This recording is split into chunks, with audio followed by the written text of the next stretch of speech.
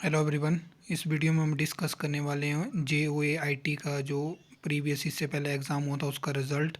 तो जैसे कि आप देख सकते हो ये नोटिफिकेशन 17 सितंबर 2019 की है, क्योंकि उस दिन ये इस एग्ज़ाम का जो कि 2016 में हुआ था इसका फ़ाइनल रिज़ल्ट आया था। इससे पहले इसका जो फाइनल रिज़ल्ट था वो 23 फरवरी 2019 को आ गया था, लेकिन उसमें कुछ इशू आया था, उस पर केस हो गए थे, जिसके बाद इसका रिज़ल्ट उसके बाद फिर से निकाला गया था। तो ये एग्ज़ाम बहुत ही ज़्यादा प्रॉब्लम में रहा जब ये हुआ, और इसमें 1156 वैकेंसी थी, जिसमें से था वो बहुत सारी वैकेंसी जो थी वो खाली रह गई थी, क्योंकि जब इसका इवैल्यूएशन हुई थी उसके बाद आया था कि जो डिग्री वाले हैं उनको नहीं लिया जाएगा। इसके लिए आपके पास कंप्यूटर का डिप्लोमा होना चाहिए, सिर्फ कंप्यूटर डिप्लोमा वालों को ही लिया गया था। लेकिन जो इनकी नोटिफिकेशन थी उसमें क्लियरली कुछ भी मेंशन नहीं था। इस पे बहुत सारे केस हुए थे, जिसके बाद इसका रिज़ल्ट आने में 2-3 साल लग गए थे। उसके बाद भी जिन जो सेलेक्ट हुए थे, जो डिग्री वाले थे एवेलुएशन के लिए, उन्होंने बहुत सारे उन्होंने भी कोर्ट केस करा था। बहुत टाइम तक उन्होंने जहाँ जहाँ पे बहुत टाइम तक उन्होंने भी बहुत सारे कोशिश करी कि उन्हें एक टाइम वन टाइम रिलैक्सेशन दे दी जाए। इसके बाद आप चाहे अलग RNP रूल्स बना दीजिए कि जिसमें सिर्फ कंप्यूटर डिप्लोमा हो, लेकिन उनको वन टाइम रिलैक्सेशन नहीं मिली थी और सिर्फ कंप्यूटर डिप्लोमा वाले रहे थे, लिए गए थे।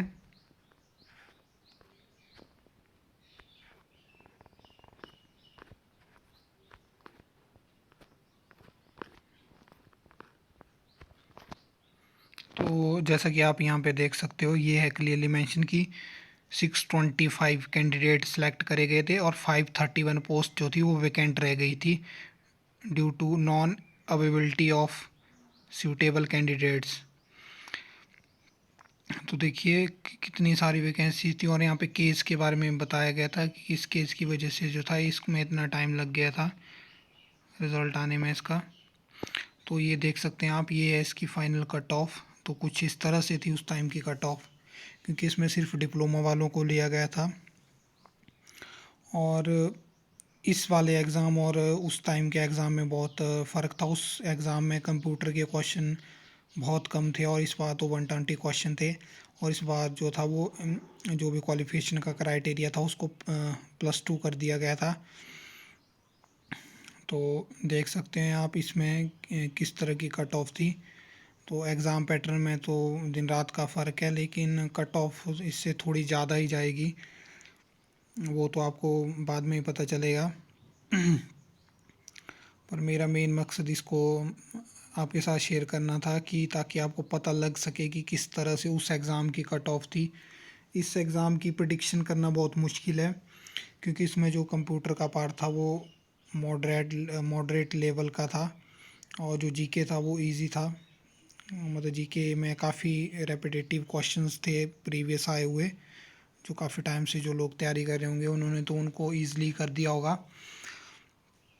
और जो कंप्यूटर के क्वेश्चन थे वो प्रोग्रामिंग HTML डिफरेंट टाइप्स के थे। लेकिन जो मेन जो स्टूडेंट्स का कहना है, उनका कहना है कि आपने क्वालिफ़िकेशन +2 रख दी, लेकिन आपने उस लेवल का जो था वो पेपर नहीं डाला, आपने पेपर के लेवल को थोड़ा हाई रखा।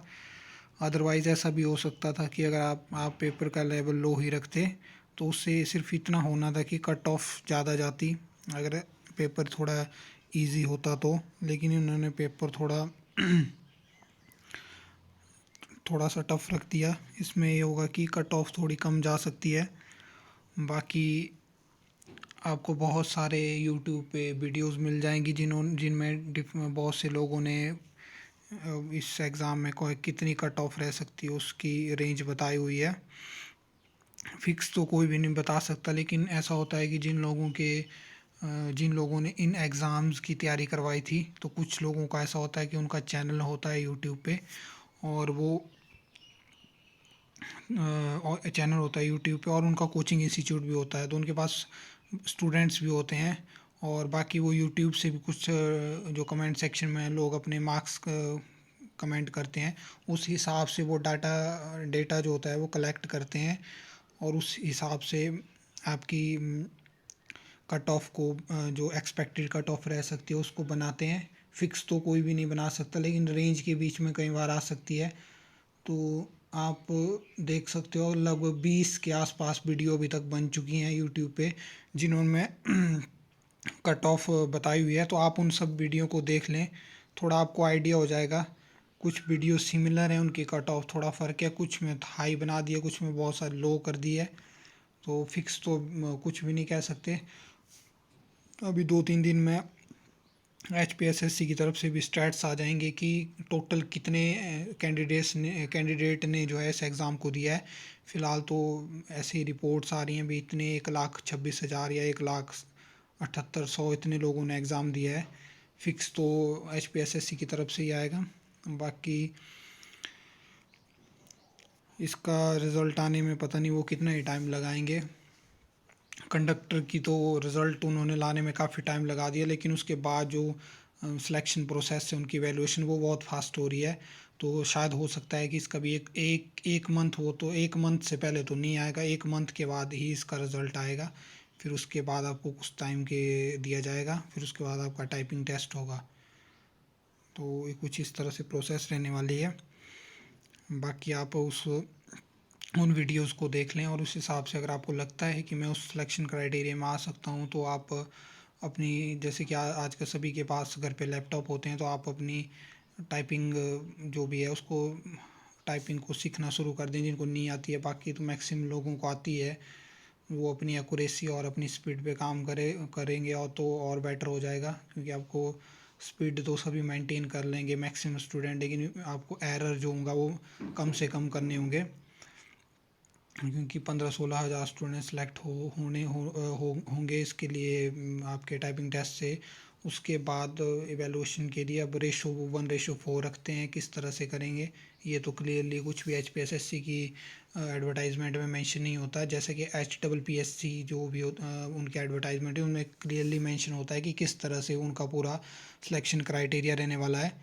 तो अभी के लिए इतना ही, मिलते हैं नेक्स्ट वीडियो में।